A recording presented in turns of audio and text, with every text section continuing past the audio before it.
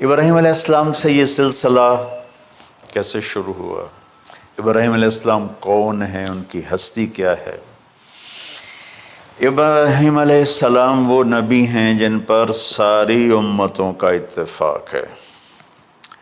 یہود بھی ابراہیم علیہ السلام کو کہتے ہیں ہمارے ہیں، عیسائی بھی ابراہیم علیہ السلام کو کہتے ہیں ہمارے ہیں، مسلمان بھی ابراہیم علیہ السلام کو کہتے ہیں ہمارے ہیں۔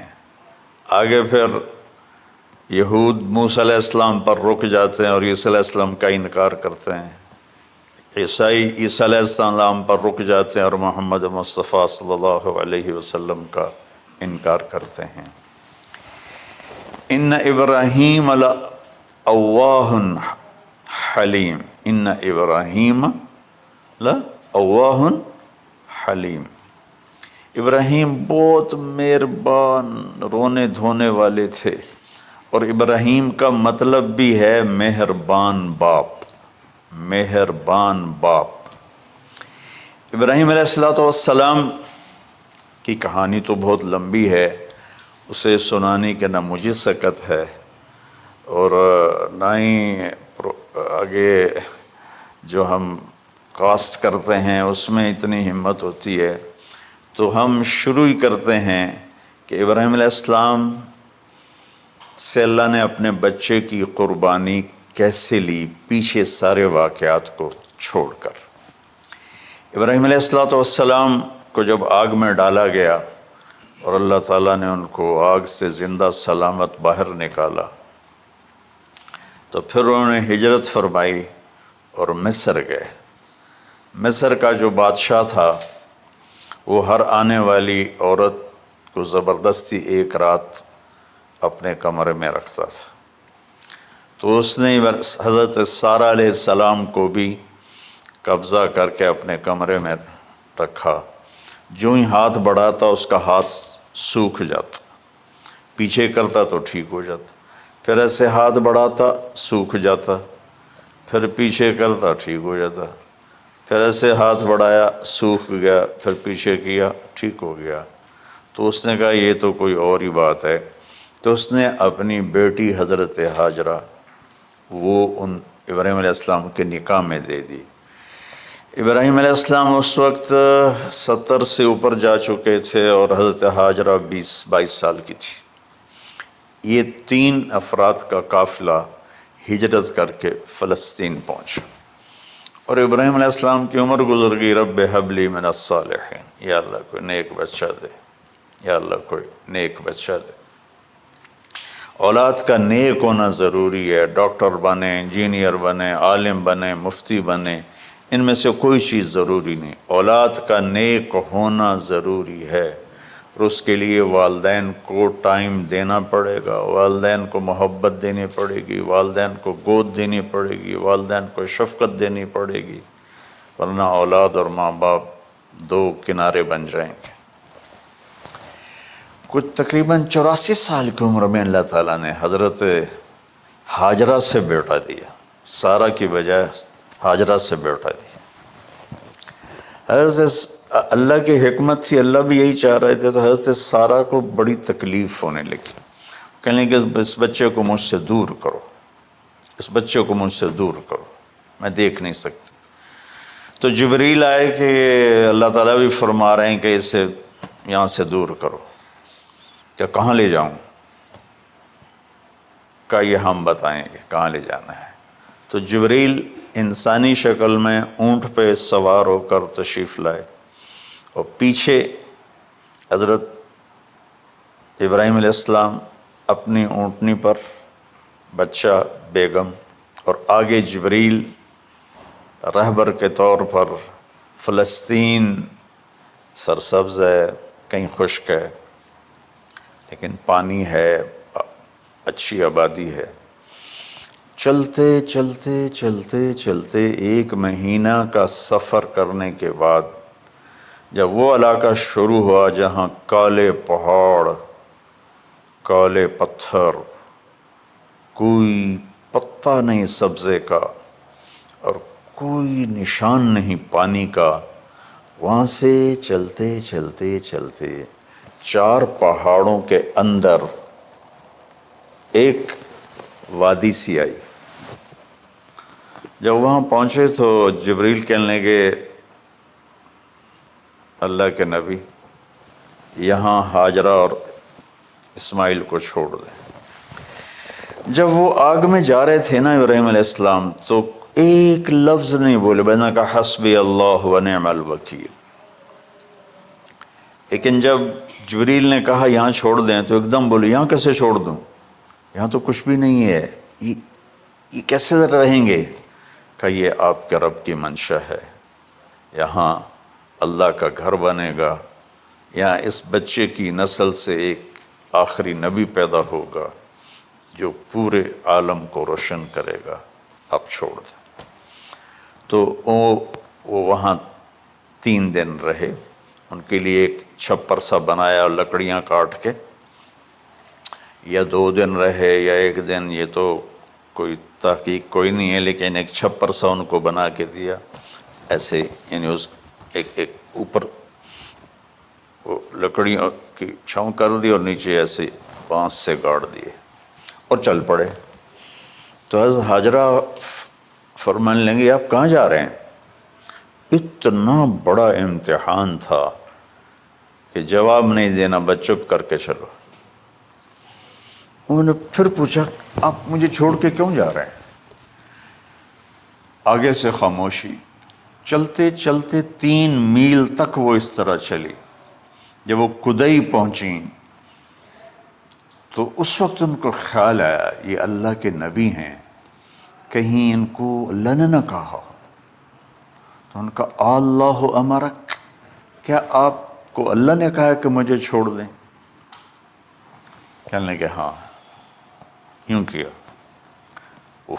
ایک دم ایک نئی ہاجرہ نے جنم لیا، کہ اذن، یوں گردن، اذن لن یضیعنا اللہ، جاؤ پھر میرا اللہ مجھے ضائع نہیں کرے گا۔ ابراہیم علیہ السلام بوجھل دل کے ساتھ پیدل چل رہے تھے، دونوں میاں بیوی اونٹنی پہ سوار ہوئے، اور وہ اپنے بچے کو گود میں لے کر ایسے کھڑی ان کو دیکھ رہے تھے۔ یہ کوئی مہینے کے لیے نہیں جا رہے تھے، پتہ نہیں ہے کب واپس آئیں۔ اج دے وچھڑے قد ملن گے، جانے رب رحمان۔ دیکھتی رہیں۔ پھر انہیں ایسے پہاڑی کے اوپر چڑھے کہ اونٹ نیچے اتری، تو پھر انہوں نے منہ موڑا اور واپس اس وادی کی طرف چلیں۔ کیا وقت تھا، صبح تھی، شام تھی۔ جو ابراہیم علیہ السلام غائب ہوئے تو ایک دم آپ نے اونٹنی کا منہ موڑا ادھر ہی اور کہا ربنا انی اسکنت من ذریت بواد غیر ذی زرع ربنا لیقیموا الصلاۃ۔ کیا درد ہے! آپ اندازہ لگاؤ، ایک آدمی کو 84 سال کی عمر میں بیٹا ملے اور پھر اسے ایسے جنگل بیابان میں چھوڑ دیا جائے، تو ان کے دل پہ کیا بیت رہی ہوگی۔ یہ اس دعا میں وہ درد ہے جو میرے بھی آنسو نکل رہے ہیں۔ ہم کو 3 دفعہ قصہ سنا چکا۔ اے اللہ، تیرے ہی کہنے پر، تو جو میرا رب ہے، یا اللہ نہیں کہا، اللہم نہیں کہا، ربنا، یا اللہ تو مہربان ہے، اس میں بھی کوئی تیری مہربانی ہوگی، تیری محبت ہوگی، تیری شفقت ہوگی۔ انی اسکنت من ذریت، میں نے چھوڑ دیا اپنی اولاد کو۔ یا اللہ میں نے وہاں چھوڑا جہاں نہ پتا ہے، نہ دانا ہے، نہ پانی ہے، تو جان اور یہ جانے۔ اس درد بھری دعا نے عرش کو بھی ہلا دیا تھا، اور آپ نے منہ موڑا۔ اس باپ کو سوچو جو ہر قدم پہ اپنے معصوم بچے سے دور ہو رہا ہے، اور اس ماں کو سوچو جو ہر قدم پہ اپنے خامن سے دور ہو رہی ہے۔ ابراہیم کی منزل تو آگے گھر ہے، 2 بیویاں اور ہیں، ادھر تو پتھروں کے ساتھ دوستی ہے. جب ہاجر، میں ایک دفعہ میں ایسے سوچ میں بیٹھا، میں اتنا رویا. میں نے کہا جب وہ ہماری ماں ہاجرہ وہاں اکیلی بیٹھی ہوگی، وہ چاروں طرف اونچے اونچے پہاڑ تھے، اور اندر بیٹھنے والے کو باہر کا پتہ نہیں، باہر والے کو اندر کا پتہ نہیں. شام ڈھلی ہوگی تو اندھیری رات نے کیا ظلم ڈھایا ہوگا، کالے پہاڑوں کا اندھیرا، اندھیری رات کا اندھیرا. تارے بھی حیران ہوں گے، یہ کون بی بی بیٹھی ہوئی ہے. ستارے روزانہ ہی نکلتے تھے، لیکن آج وہ ایک نیا تماشا دیکھ رہے ہیں کہ ایک معصوم شہزادی ایک معصوم بچے کو گود میں لے کے بیٹھی ہے. کون اسے یہاں چھوڑے؟ چاندنی رات ہی تو چاند بھی حیران ہو رہا ہوگا، یہ کیا ہو رہا ہے، یہ کیا ہو رہا ہے، یہ کیا ہو رہا ہے. اور وہ تنہا جان آسمان کو دیکھتی ہوگی، یا اللہ یہ میرے ساتھ کیا ہوگی. وہ رات کیسی، پہلی رات کیسی گزری ہوگی حضرت ہاجرہ پر. یہ ہمارے تبلیغ والے 3 دن کے لیے جاتے ہیں، بیویاں شور مچا دیتی ہیں، چھوڑ کے جاندے پہ وہ، چھوڑ کے جاندے پہ. اس ہاجرہ کو سوچو جس پر اندھیری رات تھی، اور اسے کچھ پتہ نہیں تھا میرے ساتھ کیا ہونے والا ہے. جب دن چڑھا تو سورج نے دیکھ کر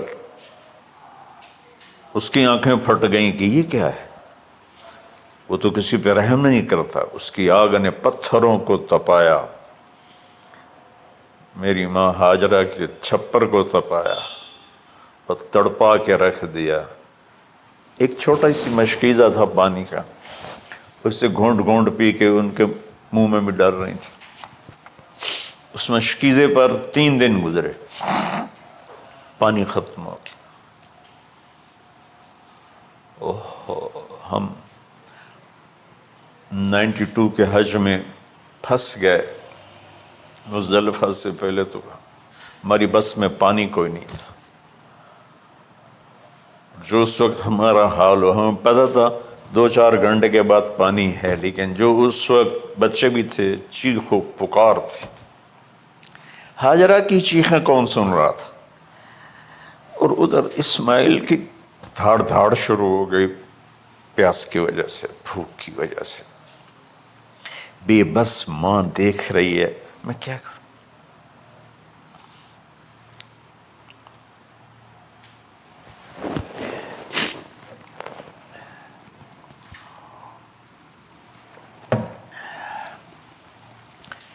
میں قطر میں تھا جماعت میں، تو مجھے یہاں کندھے میں درد ہوا، میں ہاسپٹل گیا تو ایمرجنسی سے انہوں لے کر گئے.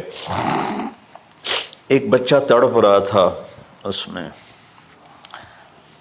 جو ہاسپٹل کا بیڈ ہوتا ہے، چھوٹا سا.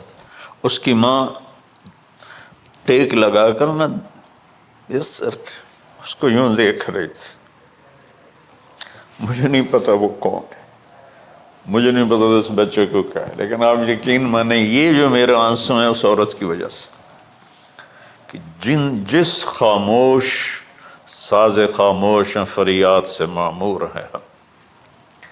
نالہ اگر لب پہ آتا ہے تو مجبور ہیں ہم. جس طرح وہ ماں ساز خاموش تھی اور اس کے چہرے پر درد پکار رہا تھا، میں صرف ایسے گزرتے گزرتے اس کو دیکھا، اور میں آج رو رہا ہوں 15 سال کا قصہ یاد کر کے. تو ہاجرہ کے چہرے کو کون پڑھنے والا تھا؟ کون سی ایمرجنسی وارڈ میں بیٹھی تھی؟ کون اس کے لیے کہہ رہا تھا میں پانی لاتا ہوں، کھانا لاتا ہوں؟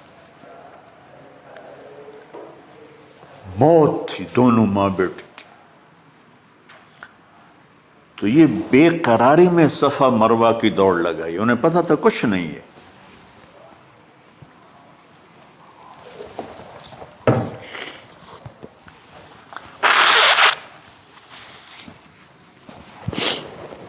انہیں معلوم تھا کچھ نہیں ہے، لیکن وہ اس کو تڑپتے دیکھ نہیں پا رہے. وہ بھاگیں، صفا پہ چڑھی، ادھر دیکھ ادھر دیکھ، ابھا دیکھاں لمحہ دیکھاں،